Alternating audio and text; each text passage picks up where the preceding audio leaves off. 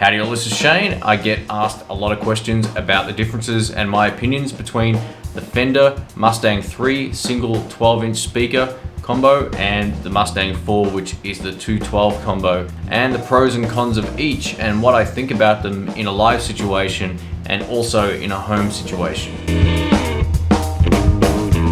So let's talk about for home use. If you're after an amp just to use at home that sounds good, does the job, and is lightweight, go for the Mustang III, it sounds fine. The great thing about both of these amplifiers, it has a master output volume, but it also has a modeling output volume as well. So you can change the actual preset volumes to wherever you like on that particular amplifier preset, and then turn the master volume up to any level. They both do this extremely well. You can play both amplifiers at low volumes, but for me, I think if you're just gonna use it at home and volume's a bit of an issue, definitely go for the 3. I just think it's light, it's small, sound out of one speaker isn't as loud as out of 2 speakers, and the Mustang IV has a whole lot more low end, but we'll get to that later. You can plug headphones into it, you can run your MP3 player or iPod or whatever into it, put headphones on and jam away. You can also line it out into a mixer, you can mic it up, it sounds good for home recording. I've tried it, it sounds fantastic, and yeah, definitely go for the 3. So in terms of live use, I think it also comes down to the rooms you're playing in. I've used both of them live. I've used the 3 mic'd up on stage and also in a room non-mic'd up, and I had it up to about 6 and it was really, really loud. So the biggest difference between the 3 and the 4 in a live situation is the 4 has way more sound. And what I mean by that, it has more lows, a thicker sort of mids kind of sound. The speakers are different, so they're voiced a little differently to the 3. I'm not saying that one is necessarily better than the other, but if you're in a room that's big and you want a big sound where you actually have to turn the bass control down, go for the 4. So the one thing we've noticed live with the Mustang III is, as great as it sounds up to about 5 or 6, once you start pushing it past that point, it doesn't really get any more bass or any low mids. It basically just sort of stays the same sound louder, and that can be good or bad depending on your particular sound. But what I found is the 4 is just so much fuller sounding, and the open back sounds fantastic as well. They both have an open back, but the open back on the 4 just explodes with tone. It really just sounds fantastic. I used it live at about 4 or 5 on the volume, and man, I was like blown away how good it sounded. It had as much bass as my Supersonic 60, and that's saying something. And they have Celestion 7080 speakers in there, and it's 150 watts output. So you're getting that full sound. If you're into the tones like the Twins and 212 speaker cabinets and all that kind of stuff, the 4 is probably a better live amplifier in a bigger room. If you're playing in a smaller room or if you're mic'd up, it really doesn't make much difference. It's plenty loud. The feel of the bottom end behind you on the 3 is slightly different to, say, a tube amp that might be like 30 or 40 watts. You are going to feel a little bit of a difference in the lows. It's a different sound. It's still extremely loud. Anyone who says these Mustang amps aren't loud are crazy. They don't know what they're doing, or they haven't actually had a chance to crank it up. They are really, really loud amps, but they sound good, and that's the main thing. So in terms of live use, I think I like the 4 better now that I've used both, but the 3 is great. I use it at home. I can do demos with it. I can, jam around with headphones on, and yeah, they basically sound fantastic. So in terms of portability, the 3 is definitely the lightest. It's one of the lightest amps I've ever owned. It's fantastic because of that. I had a sore back a while ago, and just recovering from that, I didn't want to carry my heavy tube amps around. So that was an incentive for me to get a small light amp that was loud. And the Mustang III is the most portable out of them. The 4 is maybe about a third heavier than the 3, maybe a little more than that. But that said, it's still no heavier than sort of like my deluxe reverb amp. It's really amazing how light these things are. They don't have the output transformers and all the tubes and the reverb tank. So the back of the actual cabinet is completely empty, which is kind of funny to look at. All you see is the speakers and a couple of cables running in, and that's it. The 3 is definitely the most portable. It's light, you can pick it up with a finger. It really doesn't weigh anything at all. And the 4, you still have to make sure you're using your back in the correct way, or not using your back, I should say. For me, I have to kind of make sure I lift things properly right now. The thing with the Mustang IV is it's really quite large. It's quite a bit bigger than a Supersonic 60, which I was really taken back by that. I didn't know when I took it home. When I got out of the shop, actually, I went to put it in the boot, which we call the trunk, of the car, and it didn't fit. I had to lay the seats down. I went, oh wow, this is actually quite a bit bigger. And when I put it next to the Supersonic 60, I realized, oh wow, this is actually quite a bit bigger. But getting back to the portability factor, the 3 is the most portable. It's the lightest by a mile. So in terms of modeling, they both do things extremely well.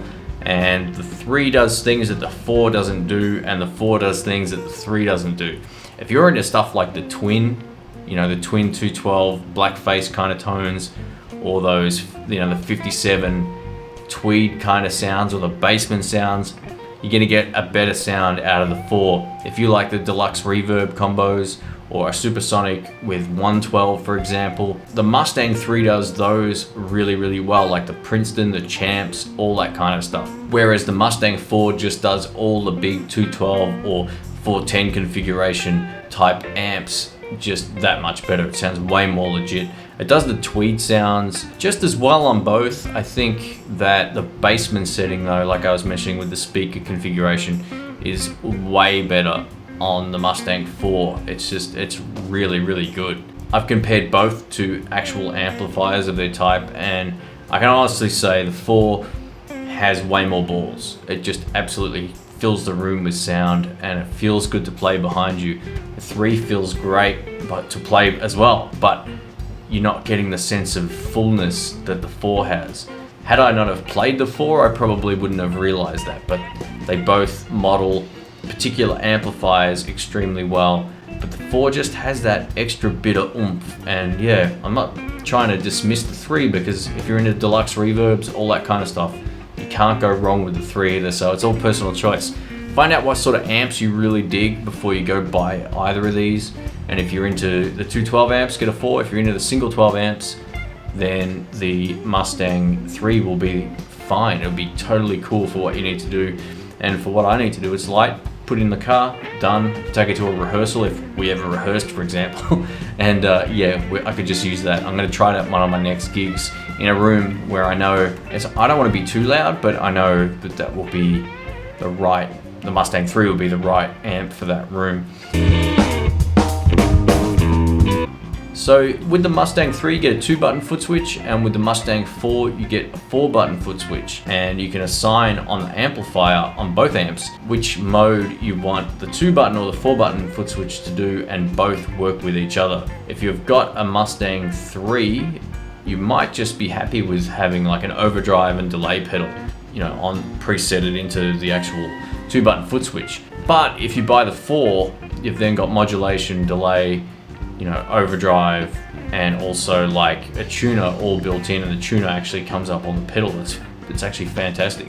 And then you can also use your 2-button foot switch and assign that to tap tempo or whatever you choose to via the utility menu.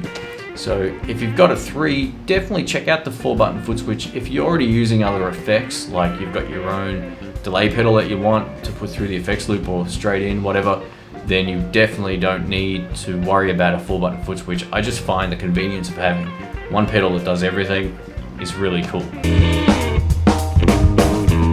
So all in all, they're great value. I'm really happy with both of them.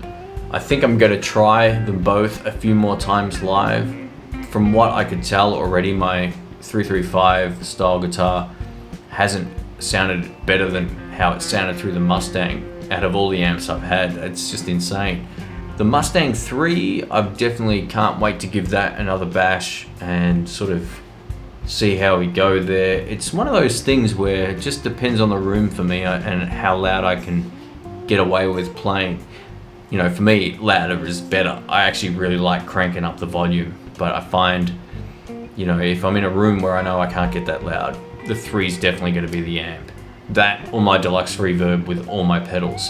But even that can sometimes be too much. So I think sticking with my Mustang III for certain rooms will be the way to go.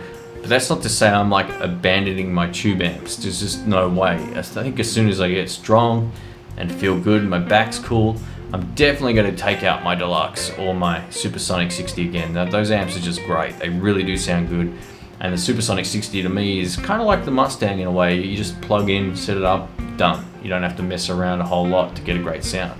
Whereas for me, the deluxe reverb isn't quite like that. You've got to sort of tweak it a little more and fiddle around with the pedals to get that sort of sound, unless you've got a room where you can crank it right up. But that doesn't happen that often for me anymore. So the things I would consider when buying both or either of these amps would be weight.